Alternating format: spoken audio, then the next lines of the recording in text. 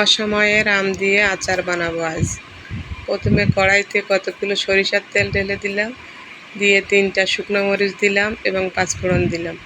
এবার আমি কতগুলো রসুনের কোয়া ছাড়িয়ে রেখেছি সেগুলো দিয়ে দিলাম। তারপর দিলাম আদা, রসুন এবং জিরা বাটা, দিয়ে মশলার সঙ্গে কিছু সময় নাড়াচাড়া করে এবার দিলাম একটু লবণ, দিয়ে আবারও একটু নেড়ে চেড়ে দিলাম শুকনো মরিচের গুঁড়া, হলুদের গুঁড়া এবং জিরার গুঁড়া, দিয়ে আবারও মশলাটা ভালোভাবে মিশিয়ে নিয়ে এবার দিয়ে দিলাম পরিমাণ মতো চিনিটা মশলার সঙ্গে ভালোভাবে গলিয়ে নিয়ে এবার আমি আগে থেকে কেটে রাখা আম হলুদ লবণ দিয়ে মাখিয়ে রেখেছিলাম সেগুলো দিয়ে দিলাম। দিয়ে বেশ আস্তে ধীরে কষাতে কষাতে যখন আমটা নরম হয়ে আসবে তখন লবণ চিনি টেস্ট করে এবার আমি এর ভেতরে দিয়ে দেব